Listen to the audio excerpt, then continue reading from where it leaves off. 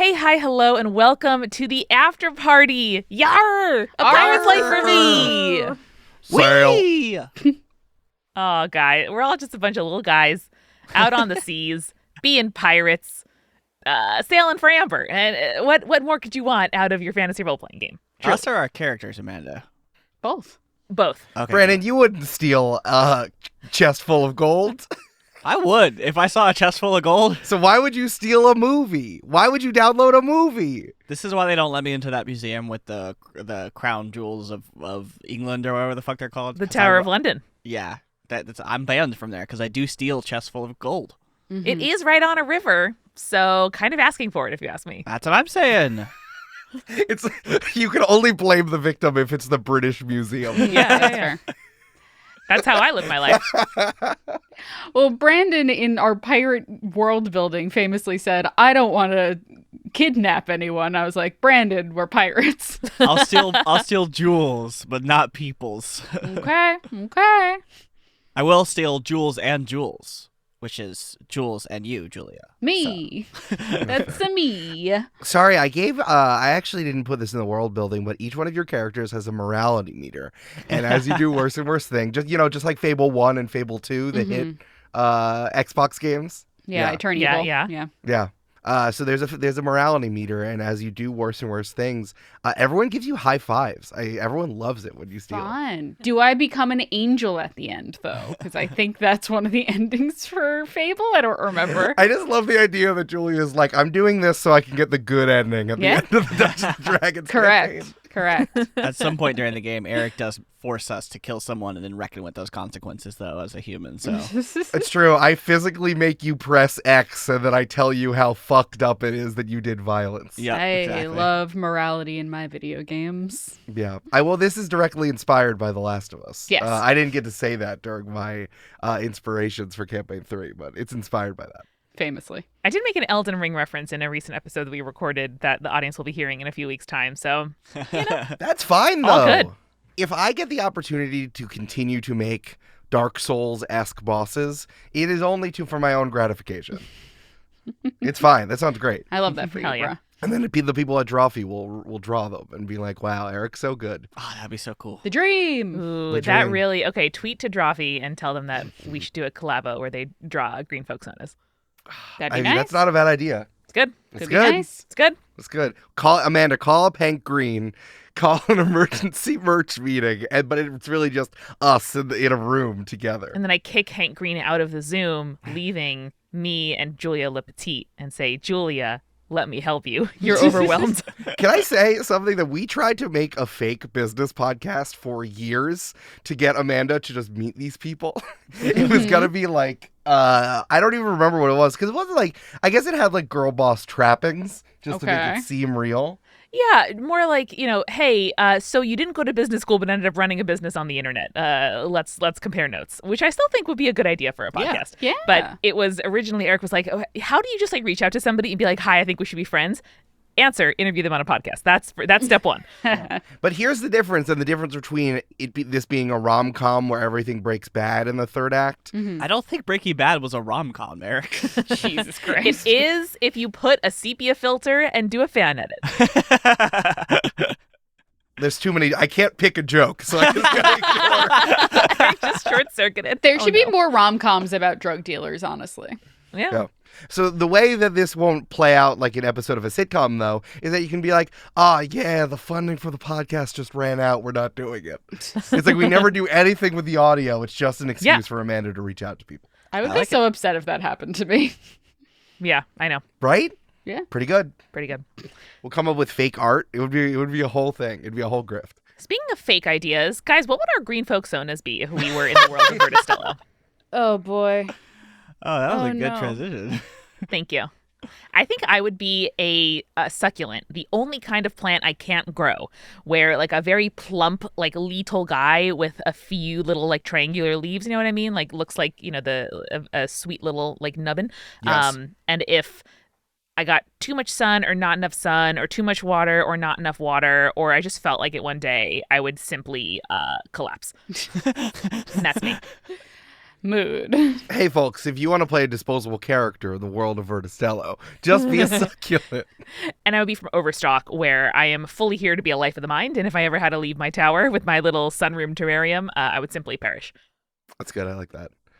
I think I would be just like a regular size maple tree. Aw. Like, I don't think the trees or the tree persuasion of the greenery and leafy green folk need to be like larger necessarily. So I just like being a regular sized guy while also being a maple tree and having like cool leaves that like change depending on the temperature. I think that would be fun.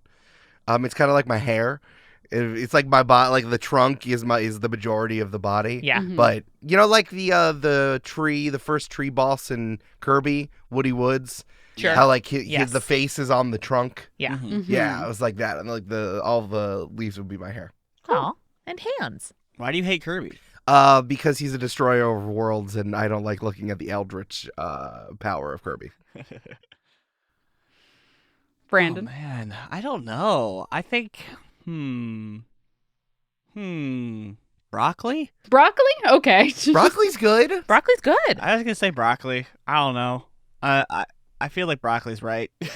Okay. I think I like broccoli's funny because then you can have a bunch of cousins that are all from that one plant that all the broccolis are from. Yes. It's like you have cauliflowers, your cousin, like you have Brussels sprouts are your cousins. I Yeah. think that's funny. Mhm. Yeah. The really nutso looking one that's like very tightly curled, Oh yeah. you know. What is that one? Yeah, it has the fractal on it. Romanesco. Romanesco broccoli. Mm. There you go. Also, brassica is a fucking great name. It is. It is. I do think that they use that as a vegetable in Crown of Candy, but Mhm. Still I good. still think it's a good name. It was the like high priestess of the church. Julia, what about you? I would be like a tiny little jumping spider. You know the ones that you like see them and they're like Yay. hut, hut. They move so fast. That would be me. Julia, my grandma did get me a mini olive tree for Christmas that I do think is essentially you. So That's fair. also Thank you. consider. I'm flattered. Thank you. You're welcome. This was the olive tree that when Amanda's grandma came out with it, I explicitly said, no. It lives at the office. It's fine. To be fair, when they released the first couple of Pokemon for Scarlet and Violet and they released Smoliv, I was like, that's me. It's just me. Yeah. That's me. It really is.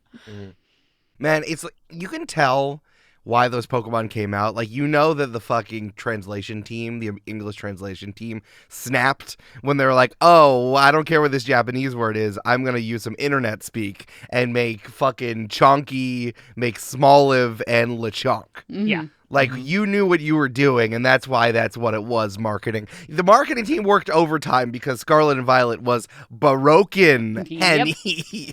So, I see what they were doing. They worked really hard to give them those names. Yes, they did.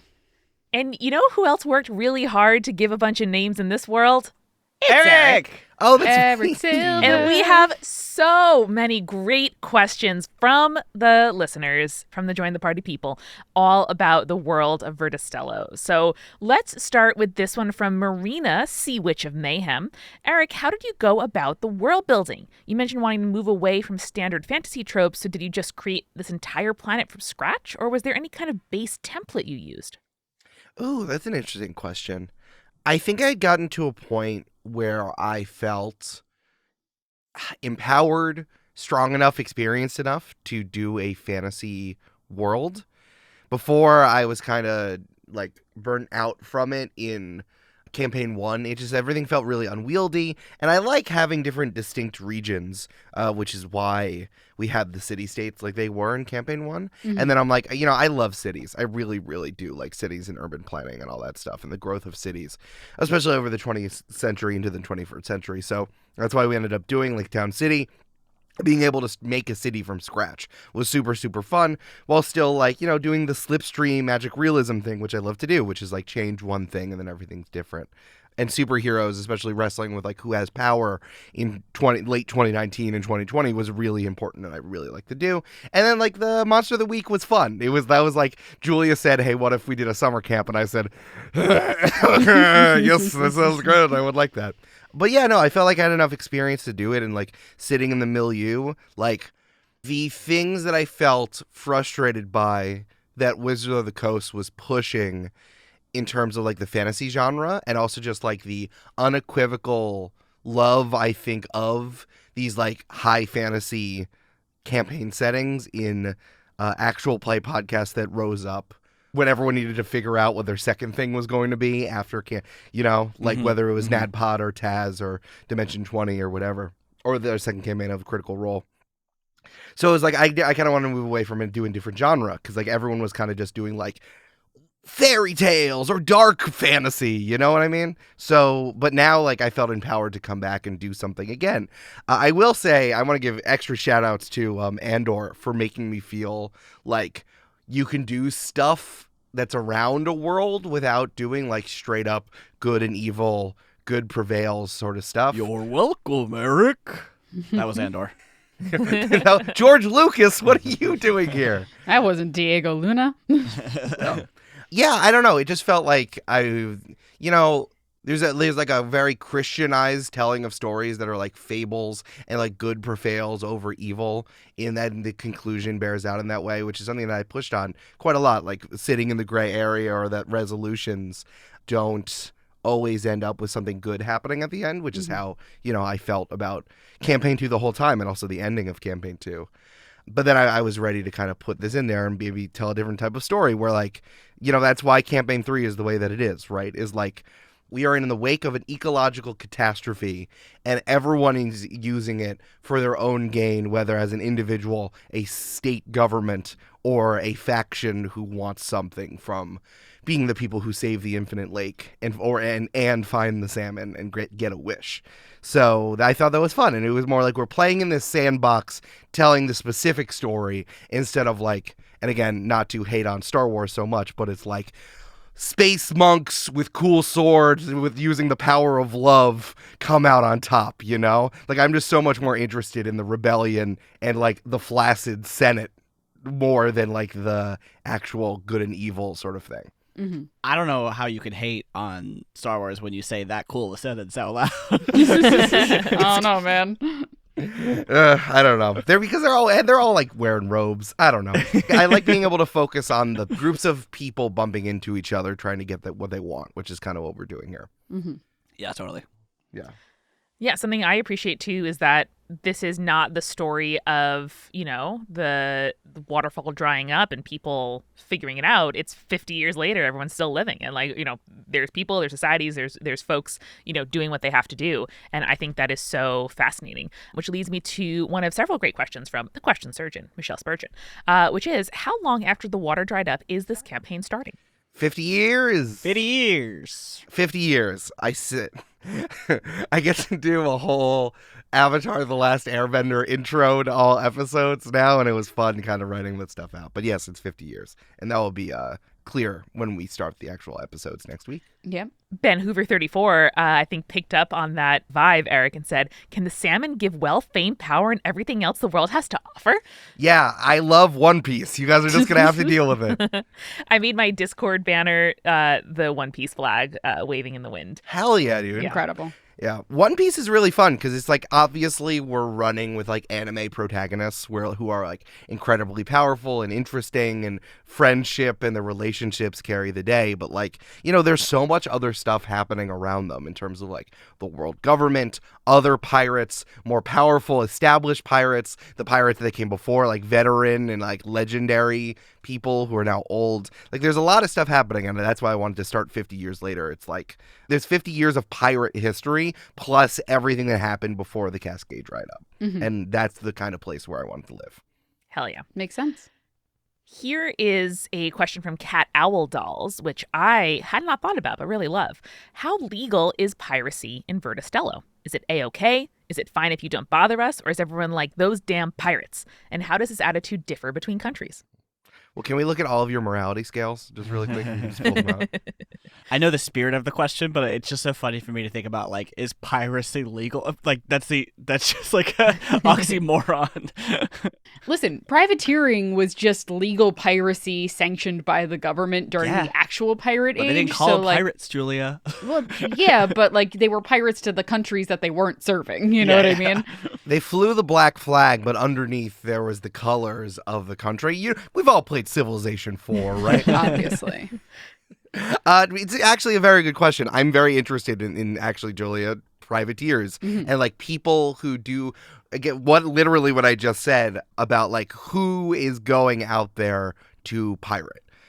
I think that like we're kind of in the pirate zone. I think piracy is bad in the 4 countries of Verda Stello, but like where can you be a pirate on a like the Great Ringed World when there's like you go pirate on the sea and it's kind of like there's this no man's land in the middle where everyone's just kind of fucking figuring shit out.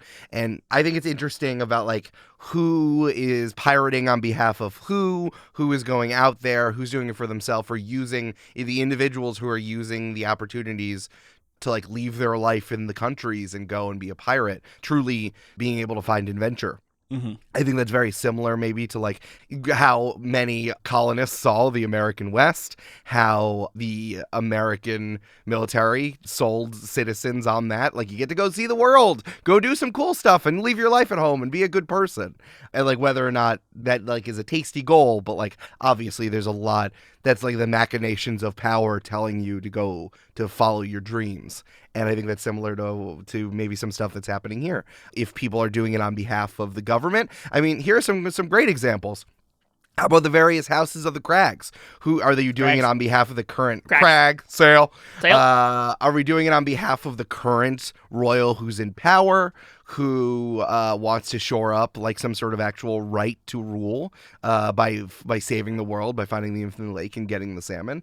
Or are we doing it with a different house who wants to get justification to kill the current royal instead of just doing it and then putting themselves in a precarious situation? Is this someone who has been training to become the builder and is using this as part of their resume before the next building games that are happening to eventually become the God King of the hothouse? Is this a zealous or radical offshoot of somewhere in Overstock that feels a type of way about something and then wants to go do something in the pirate area? Or maybe they don't even care about the infinite lake, they want to do other stuff instead. I think that and then of course Open Fields has all their own fucking problems dealing with like the church and the religious institutions that are there and the people who fight on their behalf. So like there are plenty of institutional powers that want these things in addition to like the other factions that are around. I was very inspired by the way that Blades in the Dark plays. I know that we haven't played that here, but I think we've all read the book or have it or have seen it. But like a big thing about that game is that there are tons of factions within the city that you are like heisting from each other and stealing from each other, whether they're like a criminal group or like a institutional group or a government group.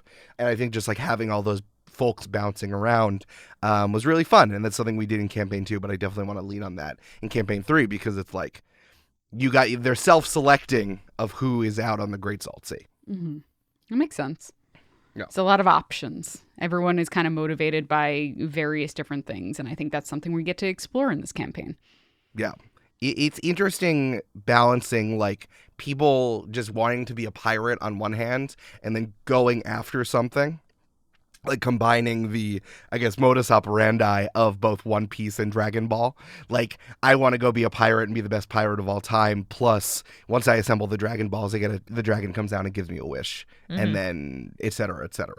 Plus, in putting it in this world. Hell yeah, dog. Bray, witching off the coast, would like to know, what made you decide, Eric, on having 4 major world powers and what defined those powers? Is there another version of Verda Stello that is more unified or fractioned? In either case, do you have a lengthy history of the world and its events in your head or notes, or are you flying by the seat of your pants? And then Bray put an L in there, so it might be plants or pants. Oh, the seat of my plants. Yeah. Where is the seat of your plants exactly, Eric? It's a good point. I think it's the roots. I don't know. Is that what it is? I dove into this a little bit. I think you all should all go to jointhepartypod.com/Verda Stello, Verda-Stello, or check out the link in the episode description where I wrote out the vexillology of the flags, the history of the flags for all the 4 countries. Yeah, Eric was just like, give me like 30 minutes. I need to just like write something up for the flag doc, and then comes back with like intense world building via the flag symbology, and all of us were like, oh, cool. Yeah. I came up with a fake Magna Carta, which was fun for Natch, obviously. for the Kingdom of the Crags. I thought that was fun. Let me pose something here. What is everyone's favorite like institutional / government structure in world building?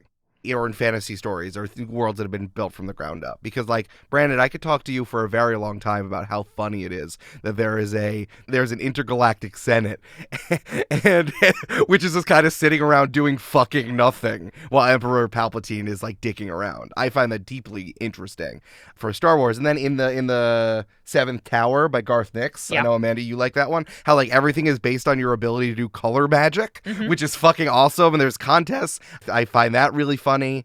And also like the Hunger Games, I think, is a really interesting government structure. I don't know if you all had examples of how that shit gets interesting. I am always really interested in commerce, surprising nobody. So any kind of like network of guilds, merchants, artisans, price setting, things like that, I am really fascinated by. And that's when I do enjoy like very hard fantasy with capital letters, is like, how do you, earn membership to a guild and, get allowed to practice, or how does commerce jump up in less regulated zones?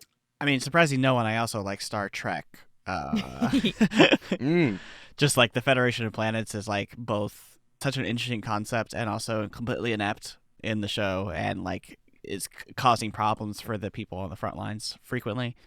And just like the shifting alliances between series, changing all the time, is very interesting. But on paper it's supposed to be like a functioning government that's like got it all figured out, as opposed to Star Wars, where it's like something that has it all figured out on paper but is not functioning in any way. No. I also like Starfleet Command from Star Trek because it's just like an excuse for Captain Kirk to be like, you guys are nerds, and they're like, we know. Well, I don't remember exactly what happens in the original series, but in Next Gen, like, they're almost an antagonist because to that point it's like they're like a quasi-military organization, but their military organization is like exploration, and the people on the front lines, like Picard, are like, hey, you guys are making bad decisions, and you are not here to like have informed ones, and pushing back against that stuff and calling Data not a person. And then do they say, oopsie? Yeah. Data's a person. Leave Data alone.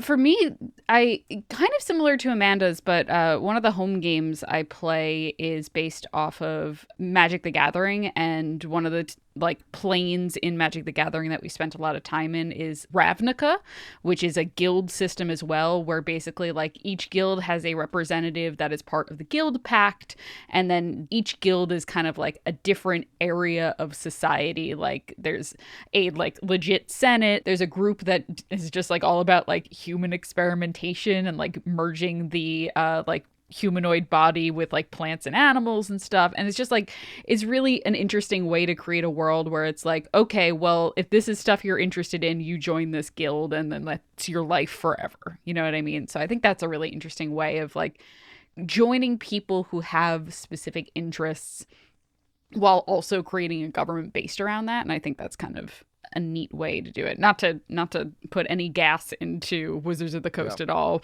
but I do think that's an interesting world building aspect.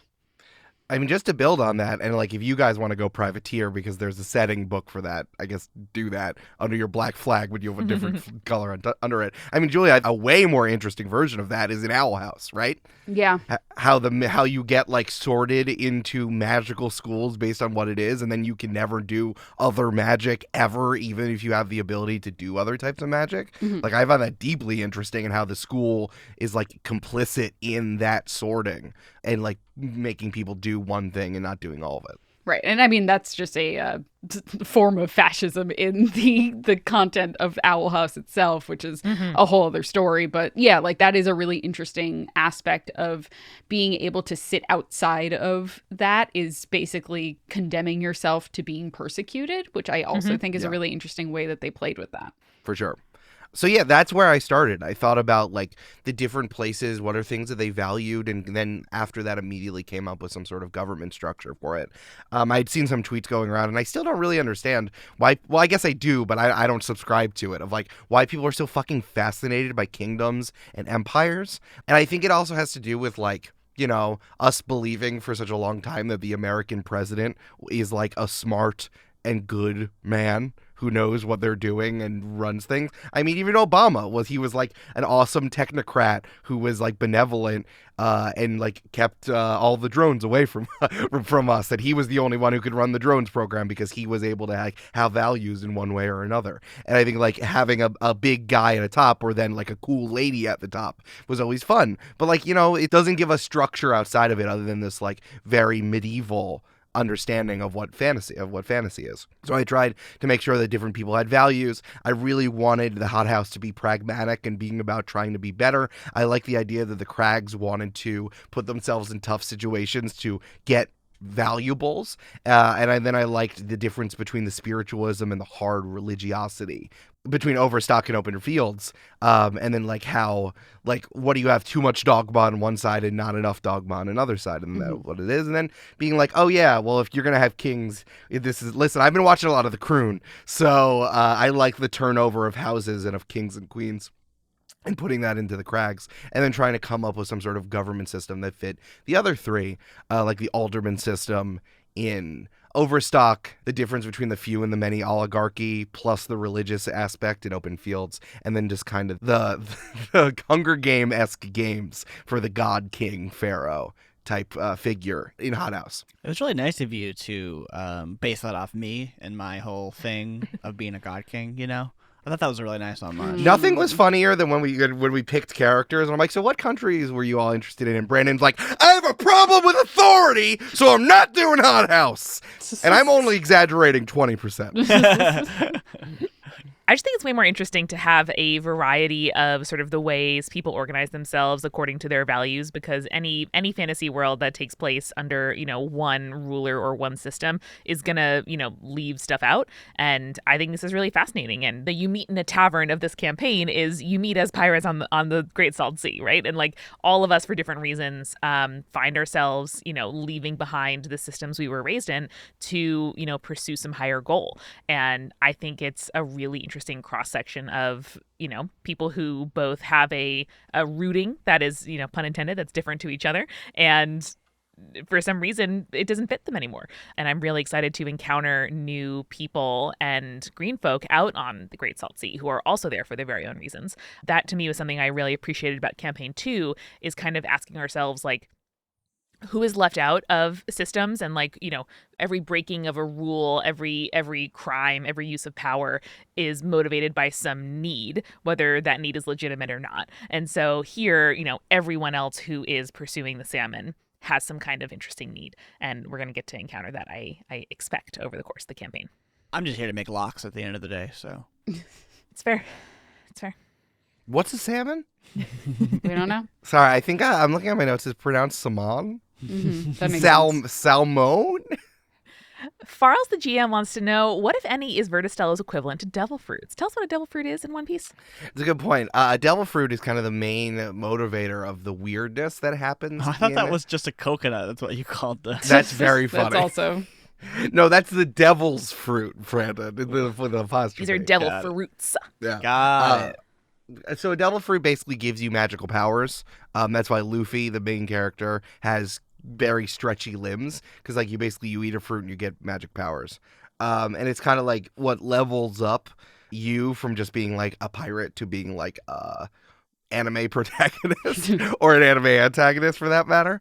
We don't have anything like that. I can't steal too much from One Piece. But what I do like about it, and the idea of the devil fruit, is that pirates, by having a relatively low tech setting, you can just throw some magical shit in there and it's fine. Like it stretches enough. It's like, all right, there's no battleships, there's no metal, there's no, like, we're going to have like Arcano engines or whatever, I'm sure. Or we'll have engines of some sort, but like we're not going to have GPS, we're not going to have the internet. So that allows magic to flourish in a kind of like fairy sort of way, right? Like fairies run around when you don't have metal on you at all times. Mm-hmm. Speaking of metal, Tattooed and Tall would like to know, if plants are sentient, what are ships made out of? But not all plants are sentient. We've already established that. we That's established kind of the that. point of the existence of Open Fields, right? Yeah, so here is something else from Dr. Spurgeon. Is there a deciding factor that grants sentience to a plant or insect? Hey, Brandon and Julia, what was the god Walt Disney deciding when he created Pluto and then Goofy? Sometimes a dog's just a dog and not a person. I don't know, man. Right? Sometimes a dog's just a dog, not a person. It's got a face, it's a person. No faces is for ships. They wrote that on Walt Disney's gravestone. Is sometimes a dog's not a person. Yeah. Yeah. And then below that said no Jews allowed. Yeah. Oh. Well, that's above it in big lock. Sorry, it's yeah, above no, it. no, Come no, on. that's good. It's a neon. It's always on. Yeah, I mean, I just think it's just one of those what is it, like splitting evolution sort of things? Like, you know, the humans came out one way and chimpanzees came out another way. So there was probably a point at some point. I don't know. I mean, are we gonna go into whether or not there was like divine creation or evolution in Verda Stello? Like, I'm not sure, but like there are the plant people. And then there's the plants themselves, and they interact. And I just like the idea of having to like look at that in the face. And nothing is funnier to me than like having a stat that's like, I don't get freaked out by looking at the occult. I know. That's my favorite part of the world building. I think you also have to think about, like, in Verda Stello, there is a difference between plants and plant people. Like, plant people are not just plants that gain sentience. They're plant people. They're green folk. Yeah. So, like, there is a difference between those two things. But also, I was going to make a joke about us making boats out of chimps. So imagine I did that. Oh, no. Oh, no. That's pretty funny, Brandon. That's pretty Brandon, good. I'm going to decline to imagine it, but thank you for giving me the option.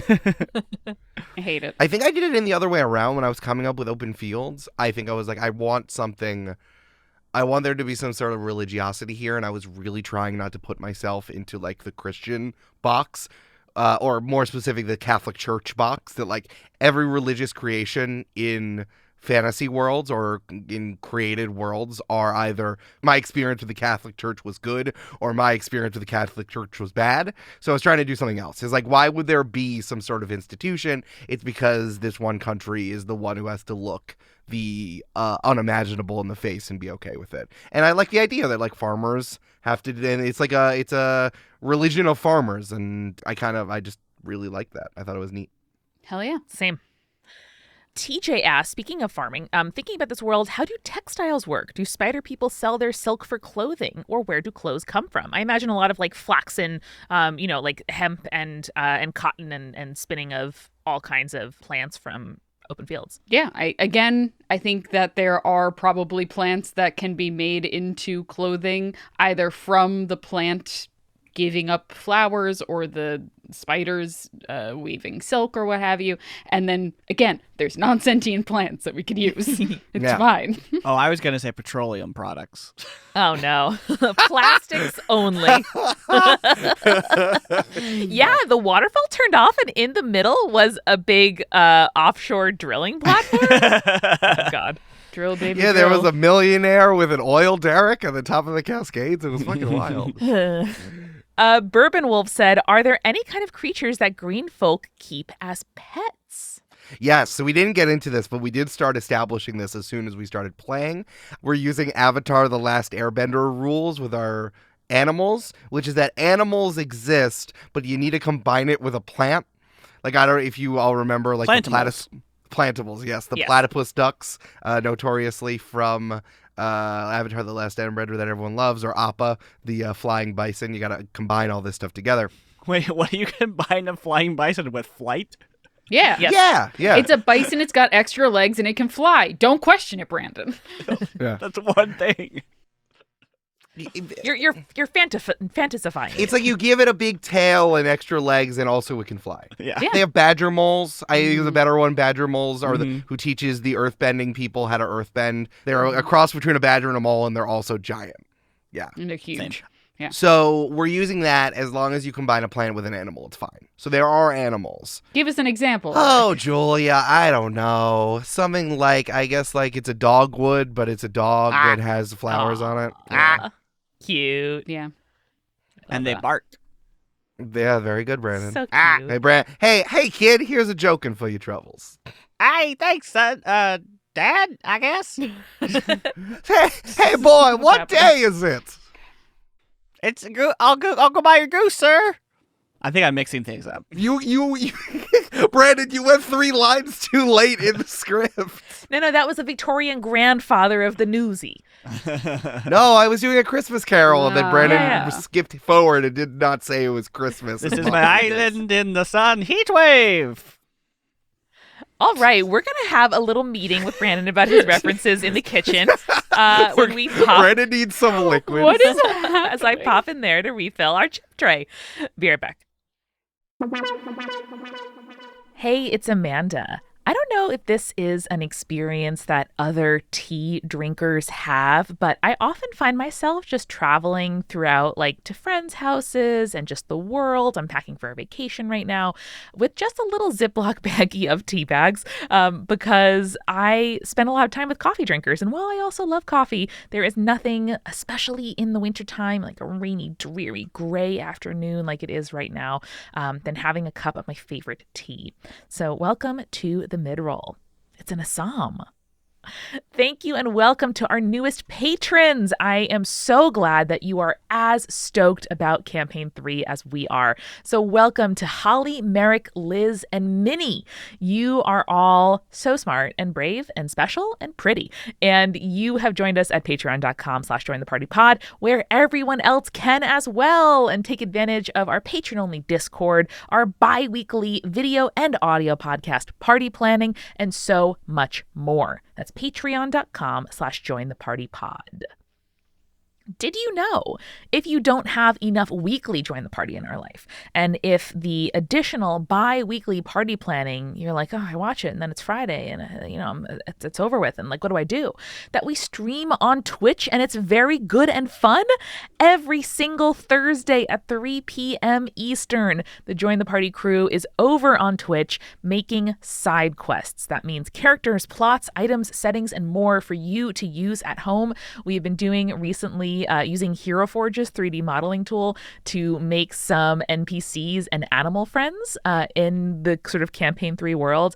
And Eric has said that at least one of the creatures we have made will find their way into the show. So if you want to join or watch our video replays, go to twitch.tv/JTP side quests. That link is in the description as well.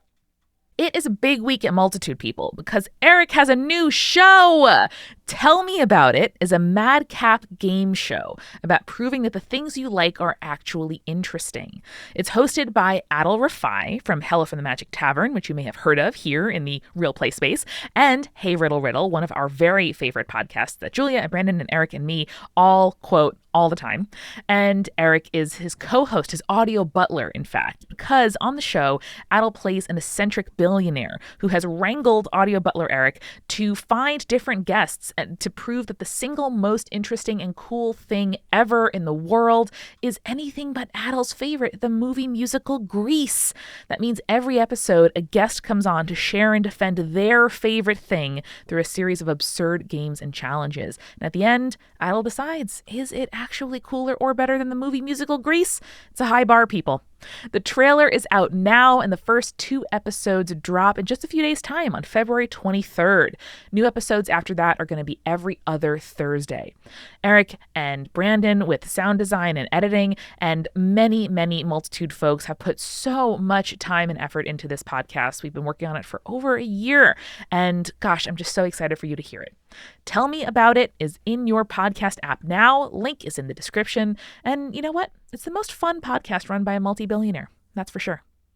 We are sponsored today by 20-Sided Store, who have expanded recently and opened up a whole new retail location at 280 Grand Street, just a block away from their original spot, which is now turning into an events space. And among many other things, they are hoping to host more live events like live podcasts in the future than they used to. Everything else is the same. There's no changes to their website or anything else, but they are so excited. They've been working so hard on this expansion, and I am so excited for you to see it in person should you visit New York City, or as always, to check out their fabulous inventory of games, gaming accessories, dice, notebooks, minis, or, just go in, try in a window shop, and then walk out with something fun. That's what I do all the time.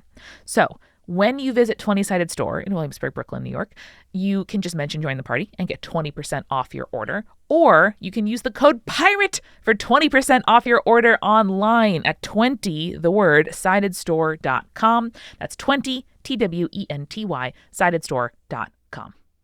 We are also sponsored by Cornbread Hemp, which is genuinely the thing responsible for me being a productive member of society who gets enough sleep, because I use Cornbread Hemp USDA certified organic CBD oil to help me sleep through the night. I used to have a problem where I would wake up in the middle of the night to pee, or just from like hearing a loud noise or whatever, and not be able to get back to sleep. And CBD is the only thing that I have found that helps me actually go back to sleep reliably. It was such a lifesaver.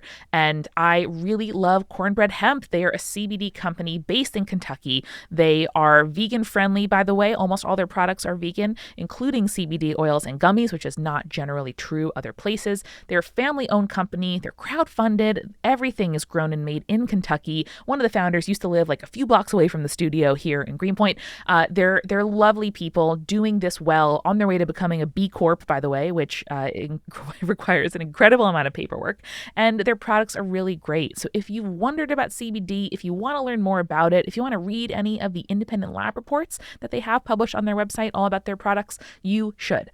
Go to cornbreadhemp.com and use code JOINTHEPARTY for 25% off your order. That is cornbreadhemp.com, and the code is JOINTHEPARTY. Finally, the show is sponsored by BetterHelp.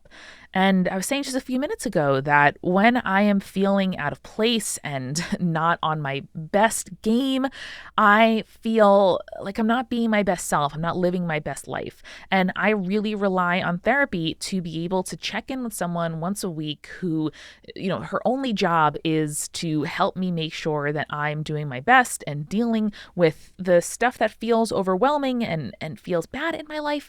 Because when I take care of all of that, then I can show up best for others. And, some days it's not my top priority to be nice to myself, but I can sort of jujitsu myself into doing things that I know are good for me, because I say to myself, well, this is how I really show up best for others. And, listen, I'm working on that thing too in therapy, but in the meantime, it's very helpful. And if you want to give therapy a try, BetterHelp is a convenient, flexible, and affordable, entirely online way to do it. If you want to live a more empowered life, therapy can get you there. Visit betterhelp.com/jointheparty today to get 10% off your first month. That's BetterHelp, HELP.com/jointheparty. And now, back to the show. Brandon has 4 different Capri Suns that he's drinking at the same time. I think he's getting liquefied. Okay. I said hydrated. I meant hydrated, but I said liquefied. Brandon is becoming liquefied. He's becoming liquid from the inside out, and we just all have to deal with that now. Well, it's Capri Sun. He's turning into like the Terminator 2 liquid. You know how that was part of the commercials? I was just... Eric, same brain. Same brain. Yeah. All right, we have heard a lot about the world of Verda Stello and how it came to be, but we also, of course, met our crew in this pre-game era. So, players, a question from Dr. Spurgeon. Will it be difficult for you to play a non-human character? And just to peel back the veil, the waterfall a little bit, we've played 3 episodes so far of Campaign 3. So we have a little bit of experience, but not a ton so far. We're still at the, at early stages of what it's like to play these characters in this world. Julia, Brandon, how has it gone so far to play a non-human character? I mean, I think the green folk are people, and I think it's very easy to play a person. You know what I mean? Yes. So I don't find that there is much of a difference knowing that my character is a tea plant, a sentient tea plant, as opposed to, I don't know, an elf. The only difference is that I get overripe with time. But so do people, so. Yeah.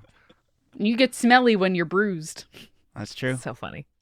Speaking of our ancient friend Umbi, Mr. Micah wants to know, Brandon, since Umbi is so ancient, is he old enough to remember when the Cascade dried up? And has he been a pirate since the beginning of the tide? The answer to the first question is yes. I think it's funnier. Like, it's a bit of a joke, but like, I don't think it really matters how exactly old Umbi is, but definitely old enough to have been a person before the Cascade dried up. And then the second question... I think we'll find out more. Honestly, like it's the beginning of the campaign. We're still figuring out our characters a little bit, like their personhood, their lived experiences. But I imagine no, not exactly. And I don't know that like do you guys think in the 1700s or whatever pirates were active? Like, do they call themselves pirates? Yes. Like, were they like, we're pirates? Arr! Yes. They did? Yeah, Okay. absolutely. Pirate culture, very strong. Well, I think it's a choice. It's like, oh, I want to go be on the life of the sea. Like, you choose to be a sailor, in a very Moby Dick sort of way. Yeah. Like, that's your vocation now. And we said in the character creation episode that Umbi might have just like kind of made a bet or gone to investigate something and looked up and been like, oh, I've been on the seas for several months. So yeah, I did just crystallize when Eric was talking about the world building in the first half of this episode. It crystallized in my head what Umbi's motivation is. So thank you for that, Eric. Oh, Hell yeah. Good job, my guy. Hell yeah. Yeah. Surf's my guy, 100%. But yeah, I think Umbi definitely like kind of just like floats around different spots to try to find capital T truths. So I think he would probably call himself a sailor. And then, when you become a sailor who like believes in the Robin Hood ethos, you end up a pirate.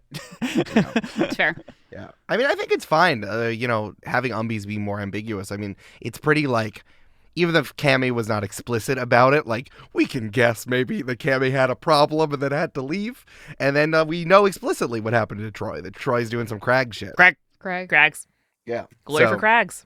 So I think that, like, having him be like, I don't know, he's that old guy. I think that there's nothing wrong with that, while the other two are a little bit more, like, not straightforward, but I guess, like, quote-unquote normal, understandable, like, yeah, just more solid. Yeah. No, not even, like, more solid, like, typical commonplace. Yeah. It's like, oh, yeah, well, there's people from open fields sometimes don't want to stay in open fields, and, Cammy is a witch who has a blight, like, who got cursed, and Troy explicitly says all the time, yeah, man, 100%. Like, I wanted to leave and do some cool shit.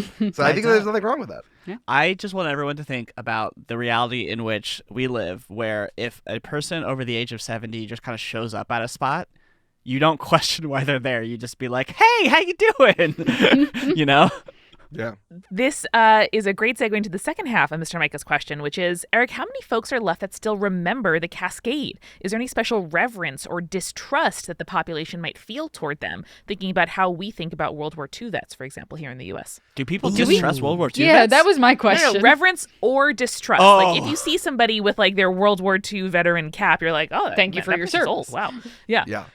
Interesting, really interesting. Yeah, I think this would be... We didn't really get to go into it, but, like, there's been a water crisis in Verda Stello for 50 years. And, like, hey, what was it like before we had to worry about that? I think deserves a certain amount of reverence, or at least, like, to be the one who has to carry the story forward. Or maybe it's closer to, like, how we get old people to come on to documentaries to be first-person accounts. Mm-hmm. Like, I don't know if it's necessarily reverence, but it's like, well, they were there, so they can tell us what happened, regardless of whether or not that stuff's true or whatever. I also did not want to speak on behalf of Julia and Amanda for their characters' motivations. It has felt very clear to me from how you described them during character creation. Yeah, that's fine.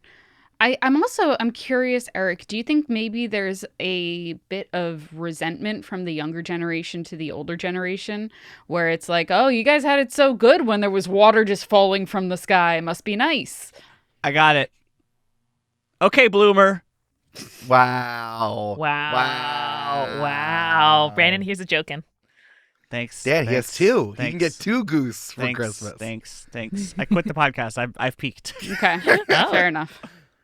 That's interesting. I think it might be more about, like, resentment towards the people who were supposed to have found the Infinite Lake by now, and, like, how this has been given over to pirates. Mm-hmm. It's like, yeah, let's have our most rambunctious and least responsible people go out there and do the dangerous thing and go do it, because it's not only, and I think I wanted to do this intentionally, it's not only find the Infinite Lake.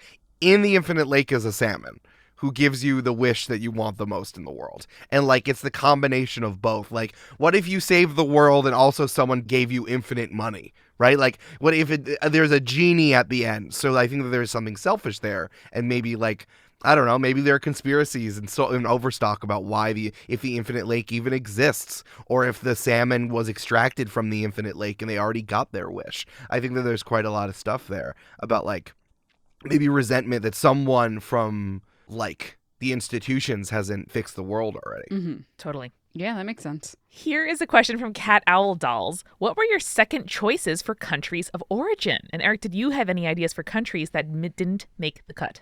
I did not. I kind of just decided to do 4. It was like a 4 thing. I wanted to have 4 countries and just to give you enough options for character creation. So I kind of just chose the 4 that I wanted. So no, there's no secret countries. Players.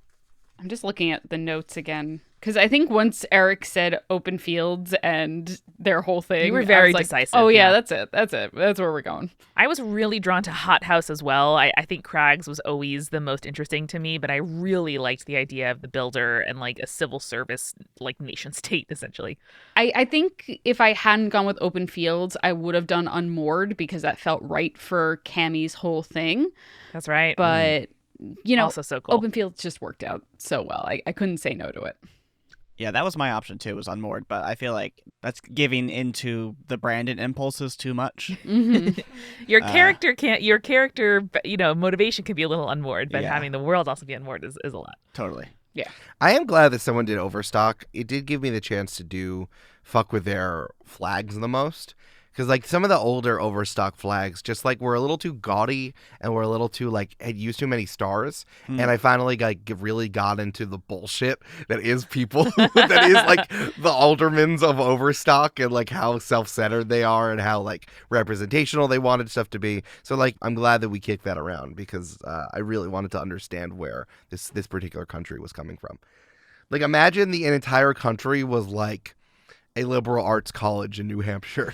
Real design by committee vibes, which I appreciate. And Claire Online, by the way, Eric, less of a question, more of a comment. Please design a new U.S. flag. I think it's time for a revamp. The new Betsy Ross. Eric Silver, the new Betsy Ross. Yeah. Listen, I mean, when you think about the United States flag, it's fucking bananas. I know. During a flag design, Eric turns to me and he goes, "Our flag has 50 stars on it." I'm like, "It does, honey." Sure does. Sure does. Imagine Betsy Ross was like, all right, folks, we have 13 colonies. Let's have a flag that demonstrates that. We have 13. We're going to put 13 stars on it in a circle. We're going to put it in this little field. It's like, all right, Betsy, what are you going to do with the rest? Well, we're going to remind people that there were 13 of us by having 13 stripes. And like, Betsy, you just said we have 13 stars. No, we got to do it twice. People won't know. What if we get more? Manifest destiny. It's just fucking wild. The whole flag is wild. That's 26. If you do the math cryptology based on the flag, you find the treasure on the back of the Declaration of Independence. Mm-hmm. Very much so. Okay, Brandon. I have nothing to add. That's 100% Okay, Brandon. correct. Okay, Bloomer. It explains the secret 13 states of the secret United States. Yeah. Famously so. This may be a little bit who can say, but JL Bar 10 wants to know what our characters' first impressions of each other were. And there was also a great question about kind of the way we did in Campaign 1. Remember our little vignettes of our character introductions that we did and dropped into the feed before Episode 1? Kelly M. Downs brought that up and said, I feel like this campaign's world and characters could be really well suited to something similar. And their question was, when you have a vivid and original world, how do you go about introducing new characters to give a snapshot of their backstory, with as much rich detail as the world you've created? So do we want to say anything about how we're going to introduce these characters and what they think of each other? Well, I think it's important to note that we're kind of starting in media res in the story, and also 50 years after the Cascade is a little bit in media res for the world. Yes. But, like, I think without spoiling, I don't think there's anything I can't spoil, but, like, I think for Umbi, like, he was just genuinely impressed with the two youngins', you know, prowess and skill and generosity and welcoming the old timer on board. So I think it's, you know, good stuff. Yeah, this is not something we talked about either. Like, you know, me, Julie, and Brandon didn't like all have a discussion about what our characters thought of each other or how we got together, how we worked together. It's something that we have discovered in play, which I think is lovely. Like we, you know, we're opening, in media res. Like we're already a crew. You heard in the base building episode, we, you know, have a base, we have a ship, we have routines. And I think it's really cool to do that world building by implication and not to start with like 40 minutes of narration, but to sort of see and not be told what our dynamic is like. Yeah, I agree. I was very pleasantly surprised, and that's the only way I'm going to really describe it. Very pleasantly surprised by how quickly it felt that we linked in to the team. You know what I mean? Mm-hmm. Yeah. Michelle Spurgeon also had a very kind thing to say about me, saying that she's proud of me for my growth in creating Troy and asked what gave me the confidence to step it up for campaign 3. And my answer is all the damn character creation we got to do. Yeah. And playing Dr. Bertha Bones and playing the one-shot Derby characters and hearing, everybody's positive reinforcement to making bolder choices. So thank you all for giving me that. Good job. Good job. Woo! Good job. Katja also said, if all my characters have red hair, will my new character have red petals, flowers, fur, etc.? I'm breaking the mold, baby. Troy has neon yellow accents. And his clothing is, like brown and tan and blue and black and pirate colors. So, trying something new. Troy's redheaded in his heart.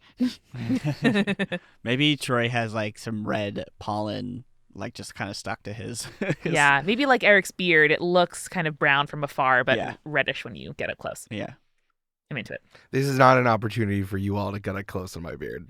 You sure? Don't. That's my privilege. Okay. I live in your beard, Eric. No, is that what Seattle is? Mm-hmm. Oh, no. The Pacific Northwest of my beard. All right, let's move into a couple questions about our base building episode, which was so dang fun. And again, click that link in the description for This Is What My Camp Is Like and the other short world building games that Eric has put together that you can put to use in your own games because they're so much dang fun. So Deep Space 2121 wants to ask, what is the crew's status in the Big Top? Are they in charge or is there a different captain?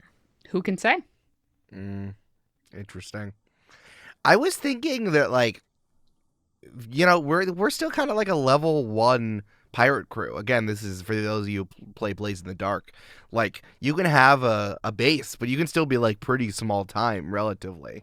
And I guess I don't know, also those of you who've played who've read or watched Ready Player One, in this kind of fucked up meritocracy that exists where all you need to do is win the thing at the end, much like finding the Easter eggs in the whole thing for whatever.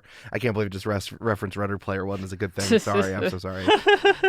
But you can still have low heat, I guess, as a crew while still also existing as part of a thing. So not necessarily. I don't think there's a captain on the ship. I've always liked that none of you guys don't have a captain. Mm-hmm. But I wonder, it's various people live on the Big Top, and because it's a good place to do, but you don't have enough to necessarily own the island. I don't know, maybe in an Animal Crossing situation that y'all are the main characters but other people live in the town. I don't know. Yeah. I have 2 things to say. One, we very clearly, if we listened, it's not called the Big Top, guys. It's called the Hold.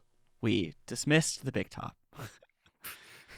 Damn. All right. Just get your fucking words straight, y'all. I thought it was because the 3 of you are fucking clowns. That's why. It was Hey, Eric, you made that exact same joke. I know. I'm saying it again. Consistency, baby. Rule of 3, Brandon. And then, I don't know. We'll see what happens when we get there and play. But I always imagined it as sort of like Tortuga in Disney, where it's sort of like a free for all. There's no one in charge. Yeah. Just a mystical quest on the island of Tortuga. That's what Michael Bolton would say. Okay. Nice. What is Because that he likes the from? pirate. That's from the Lonely Island song where Michael Bolton really likes the Pirates of the Caribbean. All right, here's something important, though. Farles, the GM, says, how active is the home base volcano? And would it erupt traditional lava, hot honey, or something else? Oh, I like hot honey. I like hot honey. I thought it was so funny.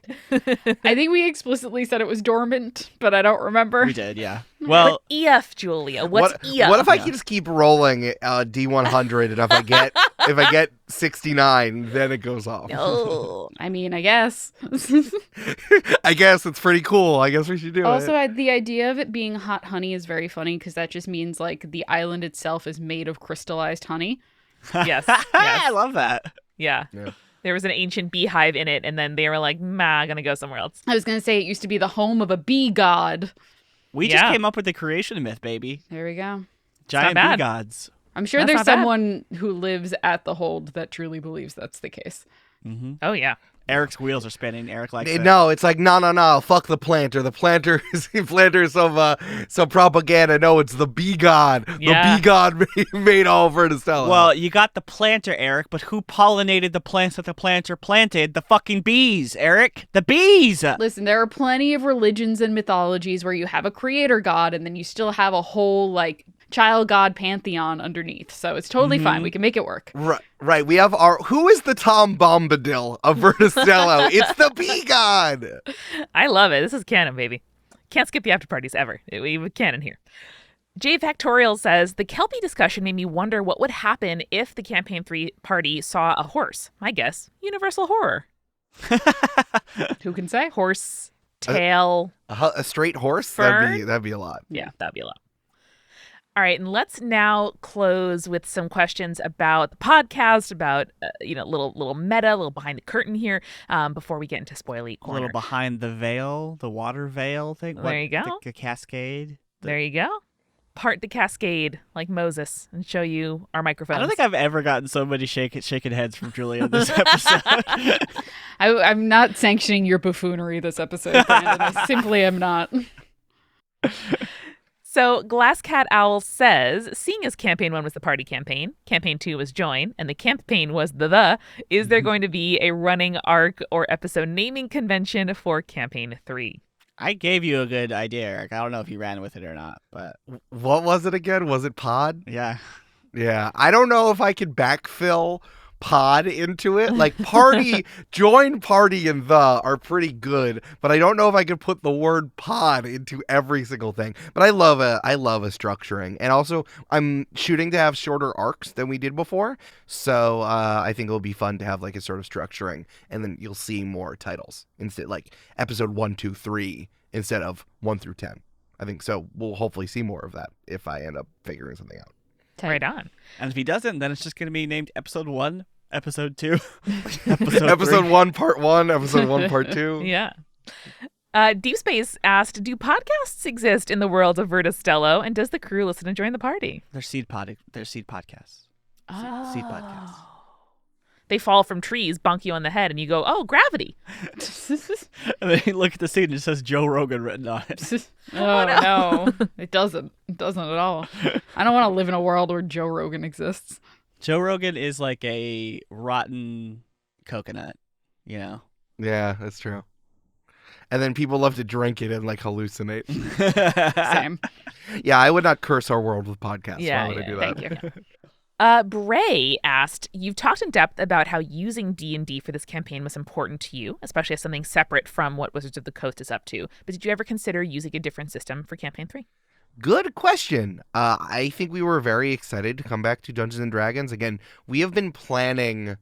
You looked this up recently. When did we do our first brainstorm about what we were going to do after Campaign 2? November 2021. November 2021, right? So we knew in November 2021 that we were going to do Monster of the Week next, and then we were going to return to Dungeons and Dragons. Mm-hmm.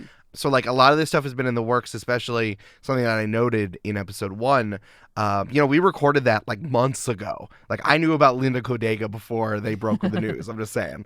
But like, we made these choices before. And I feel like now that D&D is like unpopular because Wizards of the Coast fucking beefed it publicly and obviously, now everyone's like, oh, I guess we should learn Pathfinder. Oh, I guess we should play another game. Like we've been working on this for literally a year and a half, 2 years. So like we made these decisions and we're sticking to these decisions. Whatever Wizards of the Coast does not affect what we do. Because we're playing a game and we're making this art and it doesn't matter what the publisher of the game says. So I just want to make that clear about our choices. And as the tabletop RPG space has matured, games are becoming more and more specific, which is great because then you get to have a specific experience. But like those games only do that one thing. Like Blades in the Dark really only does heists. Monster of the Week does this type of thing that I talked about quite a lot during the campaign after parties, that like Monster of the Week creates a Monster of the Week television show. We wanted to play something that was like, that had combat, that was action oriented, that was relatively flexible in terms of genre. And like, we also did not want to learn a new game system. We learned new game systems, many in a row, as you've heard from the campaign, going into the one-shot derby and then playing Goat Party again and the other stuff that we did. So we wanted to come back to D&D and working with Mage Hand Press to do it. it doesn't matter what these like big corporations do. It's like we made these decisions about what the art and what the game and what the fun would be. And I just think that's important. It's also like a real like, oh, I went to one high school and not the other high school with like Dungeons and Dragons and Pathfinder, you know? It's like, oh, I grew up in a Pathfinder household. Yeah, we take our shoes off when we go in the door, when we come in the door. As you should. Yeah. And I'm glad that a lot of people are exploring it, but you know, instead of trying to like learn a whole new system, to do something similar to what Dungeons and Dragons does, even if it is based off of it and improved in some ways, that's just not what we wanted to do. Yeah.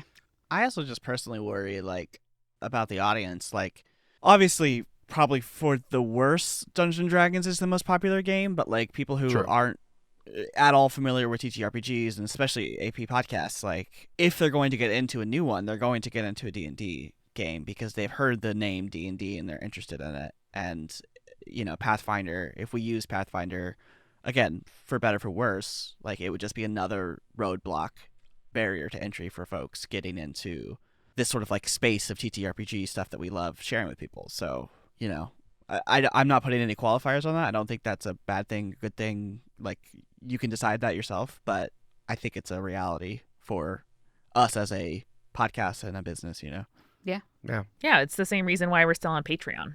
You know, where like there are lots of options. They're all imperfect. This is the one that best suits what we want to do. Yeah. And saying to somebody, you can support us on Patreon means something and has a name recognition, and someone, you know, is able to join because they already have an account. Versus saying like, oh, we're on the super obscure thing that you probably don't know about. They don't even know that they want to learn it. And a lot of the people I'm really proud about who come to join the party from the very beginning, the idea was like, other D&D spaces may have made you feel unwelcome. This one is for you. Yeah. And we want to be people's entry point to the wide world of TTRPGs. There are Pathfinder games out there, Pathfinder shows out there. Burnt Cookbook Party that has Jenna Stieber on it. Very good. Also really funny. They call themselves a D&D podcast explicitly on their art. They play Pathfinder. So, You it's like basically people make can't choices. tell in yeah, the narrative. people they make choices about how they want to market themselves, even when they play something. So it's funny. It's a complicated thing, and it also hurts that like Wizard of the Coast fucked it up so hard that they're fracturing the space. I mean, it's true, and I also personally think that Dungeons and Dragons is the best game for actual play. I think that the way that just the game flows, but unless you're doing something that's straight up has no game mechanics, is pretty much long form improv, you're not going to find something that's crunchy that also can translate to this. Like, I've listened to a lot of Friends at the Table, and some of that stuff goes right over my head. I do not know how to play Lancer now. You know what I mean? Yeah. Like, it's tough. It's tough. Well, guys, we have so much more to get into and explore in Campaign 3. Gosh, we are so excited to get started. So we have to close with Spoily Corner. Though, may I suggest, are we going to call it like something a little more pirate themed, something a little more ship oriented? Maybe this is like the Spoily Schooner. Is this the Spoily Dinghy? Is this the Spoily Life Preserver? The Spoily Cabin. How about spoil the plank? It's good. Is that better? That's pretty good. Sure. Let's go with it. Hold, The spoils nest? the spoily hold, the spoily... The crow's spoils. The crow spoils. This crow No, spoils. I like spoil the plank. Let's roll with spoil the plank, All and right. we'll let Okay. people tell us if there is something we're missing. Okay. Yar, spoil the plank. All right. Luluisa said, will there be in-world jokes only, like in Campaign 1, or pop culture jokes as well, like in Campaign 2? First of all, fucking bless you for listening to us right from the beginning of Campaign 1 when we said that to hold ourselves accountable in 2017. Yes. Bless you that you listened to us and that detailed and remembered that. Incredible. Bless you. I mean, from my perspective as an editor, like, unless the joke is very fucking good, like, they're gonna be in world. Great. Love it. We've really been pushing ourselves with our plant bug and produce puns, and I'm excited to do more of that. Yeah. I think it's definitely, by doing pirate stuff, it's a little bit less of like that pop culture reference that we did in Campaign 1, where it's like, it's a fantasy Starbucks, you know what I mean? Yeah. But by doing pirate stuff, it's like, well, you know, pirate stuff is different than like, I want to have Air Jorbans in my campaign, you know? Yeah. Deep Space said, with all the talk of kidnapping and theft, is this the join the party villain era? I mean, I think it's Julia's just like influence permeating this entire podcast. Cool. Julia's looking at me like she's gonna kill me. Sure, I'm the villain. It's fine. No worries. It's all It's good. me. I'm the problem. I think pirates have a morality scale that, is not black and white, and it is totally fine to do certain things if it's in the name of certain things, Mm-hmm. Hey, Julia, can you just insert a supercut of Brandon's characters doing fucked up shit? Oh, I shall. I absolutely will. I'm just saying. Is that easy enough for you to turn around in a couple days? Yes. Here's the thing. Legality is not morality, and that's going to be a key point for this campaign, I feel like. It's true. Absolutely. You can't tell unless you're watching us via spy cam, but Julia's sweatshirt does say that. So Legality is not morality. That'd be good merch. That would be really funny. It's like, and then there's like a salmon in a lake. Yeah. It would be really Well, funny. Eric, speaking of which, I'm not a goldfish said, pronunciation suggestion on salmon, salmoon, and they live on the moon, which makes me ask, does Verda Stello have a moon? Do they know what moons are? Who can say? I will say again, shout out to Star Wars for making me think of this. Verda Stello has very similar weather patterns and sun galaxy shit as ours does because it's a plant-based thing, and I don't feel like overthinking that the Earth seems to have really worked that one out. Sure. Makes sense. Maureen, Davy Jones's stalker, says, can we get a weekly wild wrestling fact from Julia? I'm not too far into the ep yet, but I'll be thinking about the upright base slinging, identical twin faking guy for a long time. Shout out to Elias. Yeah. May I suggest a weekly wrestling fact on Join the Party side quests, twitch.tv/JTP side There quests. you go. you may suggest it and would recommend it. Hell yeah. Then I have to think of facts. Oh no. Oh, Julia, and you know no facts, regardless of how trivial they are. Famously terrible at facts. If only there was like a quiz of some sort that was about trivial facts specifically. But that doesn't exist, Eric. So I'm fucked.